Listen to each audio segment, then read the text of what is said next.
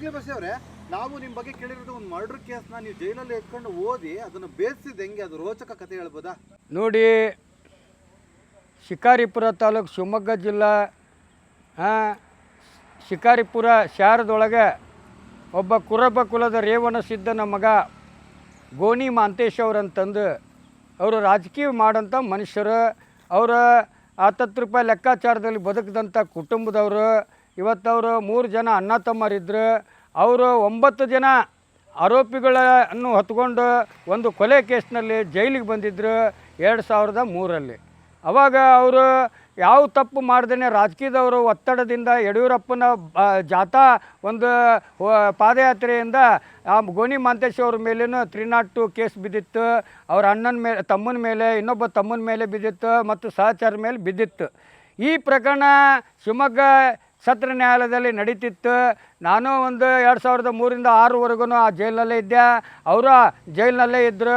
ಅವಾಗ ಅವರೆಲ್ಲ session court, ಹೈಕೋರ್ಟ್ಗೆಲ್ಲ ಹೋಗಿ ರಿಜೆಕ್ಟ್ ಮಾಡ್ಕೊತಾನೆ ಬರ್ತಾಯಿದ್ರು. ಒಂದು ಸಲ ನಮ್ಮ ಹೆಬ್ಬಟ್ ಮಂಜು ಅವರು, ನನ್ನ ಗುರು ಅವರು, ಯಾಕಂದ್ರೆ ಅವ ಯಾವ ಕೊಲೆನೂ ಮಾಡಿಲ್ಲ, ರೌಡಿ ಜಾಮೂನು ಮಾಡಿಲ್ಲವ. ಅವ್ರ ಹೆಸರು ಹಿಡ್ಕೊಂಡು ಹೆಸರು ಮಾಡ್ಕೊಂಡು ಅವ್ರು ಬೇಕಾದಷ್ಟು ಅದಾರೆ. ಹೆಬ್ಬಟ್ ಮಂಜನ ಹೆಸರು ಮಾಡ್ಕೊಂಡು, ಹೌದಲ್ಲ, ಅವ್ರು ಯಾವತ್ತು ನನ್ನ ಗುರುನ ಅವ್ರು ನನ್ನ. ಅವಾಗ ಏನಾಗ್ಬಿಡ್ತು, ಈ ಹೆಬ್ಬಟ್ ಮಂಜು ಅವ್ರು ಏನು ಮಾಡಿದ್ರು, ಸಿಗಲಿ ಅದು ಕೈಯಾಗಿ ಕೊಡ್ರಿ ಆ ಕೇಸ್ನ ನಡೆಸ್ತಾನವ, ಅದು ಈ ಸತ್ಯ ಹೇಳ್ತಾನೆ, ಹೆಂಗೆ ಜಾಮೀನು ಪಡಿಬೇಕು, ಹೆಂಗೆ ಕೇಸ್ ಅಕ್ಯೂಟ್ ಮಾಡಿಕೊಡ್ಬೇಕು ಅನ್ನೋದು ಅವ್ನ ಕೈಯಾಗಿ ಕೊಡ್ರಿ ಅಂದ್ರೆ, ಅವ್ರೇನಂದ್ರೆ ಆಯಿತು ಅಂತಂದು ಅವ ಕಳ್ಳದನ, ನಮ್ಮದು ಕೊಲೆ ಕೇಸು, ಅವ್ನು ಕಳು ಕೇಸು ಅಂದರು. ಅವಾಗ ಕೊಲೆ ಕೇಸಿಗೆ ದೊಡ್ಡ ಸೆಕ್ಷನ್ ಇರ್ತೈತಿ, ದೊಡ್ಡ ಶಿಕ್ಷೆ ಇರ್ತೈತಿ. ಕಳು ಕೇಸಿಗೆ ಸಣ್ಣ ಸೆಕ್ಷನ್ ಇರ್ತೈತಿ, ಸಣ್ಣ ಶಿಕ್ಷೆ ಇರ್ತೈತಿ. ಆದ್ರೆ ಕೇಸ್ನಲ್ಲಿ ಸಾಕ್ಷಿಗಳು ಸಣ್ಣ ದೊಡ್ಡ ಇರೋದಿಲ್ಲ. ಅವ ಕಳ್ತನ ಮಾಡ್ಕೊಂಡು ಹೊಂಟಿದ್ದ ನೋಡೇನೆ ಅಂತಾರೆ, ಅವ ಕೊಲೆ ಮಾಡಿದ್ದ ನೋಡೇನೆ ಅಂತಾರೆ.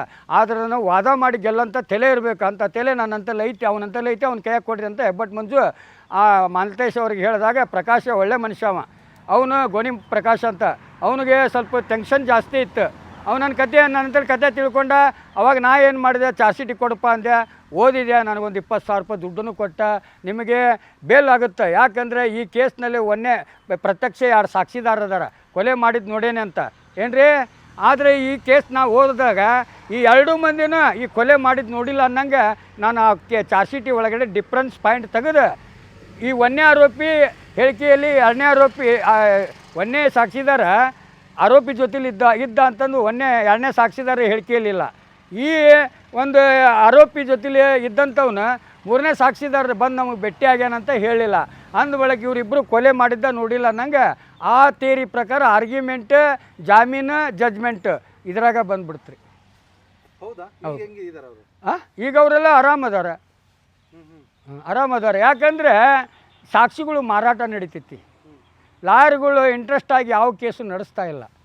ಯಾಕಂದರೆ ಪೊಲೀಸ್ನವ್ರು ಬರೆದಂಥ ಚಾರ್ಜ್ ಶೀಟಿನ ಮೇಲೆ ಹೋದ್ರೆ ನಿರಪರಾಧಿಗಳು ಅಪರಾಧಿ ಆಗ್ತಾರೆ. ದುಡ್ಡಿದ್ದವರು, ರಾಜಕೀಯದವರು ಮತ್ತು ಪೌಟ್ರಂಟಿಗಳು, ಇವೆಲ್ಲ ಅಧಿಕಾರಿಗಳು, ರೌಡಿಗಳು, ಇವರೆಲ್ಲ ಬೇಕಾದಷ್ಟು ಆಸ್ತಿ ಮಾಡ್ಕೊಂಡ್ರೆ. ಏನಂತೀರಿ, ಇವತ್ತೊಬ್ಬ ರೈತ ಇವತ್ತು ನೋಡ್ರಿ, ಸ್ಕೂಲ್ ಕಟ್ಟೋಕ್ಕೆ ಜಾಗ ಇದ್ದಿದ್ದಿಲ್ಲ ಸರ್ಕಾರಕ್ಕೆ ಸ್ವತಂತ್ರ ಸಿಕ್ಕಾಗ. ಬಸ್ ಸ್ಟ್ಯಾಂಡ್ ಕಟ್ಟೋಕ್ಕೆ ಜಾಗ ಇದ್ದಿದ್ದಿಲ್ಲ, ರೈಲ್ವೆ ಸ್ಟೇಷನ್ ಕಟ್ಟೋಕೆ ಇದ್ದಿದ್ದಿಲ್ಲ, ಏರೋಪ್ಲೇನ್ ಕಟ್ಟೋಕೆ ಇದ್ದಿದ್ದಿಲ್ಲ. ಇವತ್ತು ಅವರು ಸರ್ಕಾರಕ್ಕೂ ಕೊಳ್ಳೆ ಹೊಡ್ಕೊಂಡ್ರಿ, ಇವರು ಬಡವ ರೈತರದು ಆಸ್ತಿ ಹೊಡ್ಕೊಂಡ್ರು. ಅದೇ ಥರನೇ ಇವತ್ತು ಅವರು 500 ಎಕರೆ ಆಸ್ತಿ ಮಾಡ್ಕೊಂಡ್ರು ರಾಜಕಾರಣಿಗಳು. ಆದರೆ ಇವತ್ತು ರೈತರು ಹಸಿರು ಟವಲ್ ಬಿಟ್ಟು ಕೇಸರಿ ಟವಲ್ ಹಾಕ್ಕೊಂಡು ಧರ್ಮ ಹಿಡ್ಕೊಂಡು ಹೊಂಟ್ರು. ಮತ್ತು ಈ ದೇಶಕ್ಕೆ ಅನ್ನದಾತ ಅಂತ ಯಾರು ಕರಿಬೇಕು? ಹಂದಿ ತಿನ್ನೋರು ಅದಾರ, ದನ ತಿನ್ನೋರು ಅದಾರ, ಸತ್ತು ಹಣ ತಿನ್ನೋರು ಅದಾರ, ಬಸವಣ್ಣವ್ರು ಹಾಕಿದಂಥ ಬಾಳೆ ಎಲೆಗೆ ಅನ್ನ ತಿನ್ನೋರು ಅದಾರ. ತಿನ್ನೋ ಜಾಗ ತಿನ್ನಬೇಕು, ಇನ್ನೂ ತಿನ್ನಲಿಲ್ದವನಿಗೆ ತೋರಿಸ್ದಂಗೆ ಮಾಡಬೇಕು. ತಿನ್ನೋ ದೇವರಿಗೆ ತಿನ್ನಿಸ್ಬೇಕು, ತಿನ್ನಲಿಲ್ಲ ದೇವರಿಗೆ ಮಡಿಯಾಗಿ ಪೂಜೆ ಮಾಡಬೇಕು. ಇದು ನನ್ನ ಧರ್ಮ. ಏನಂತೀರಿ? ಯಾವತ್ತು ಎಲ್ಲ ಜಾತಿ ಪ್ರೀತಿಸ್ರಿ, ರಾಮ್ ರೈಮ್ ಒಂದಾಗಿ ಬಾಳ್ರಿ.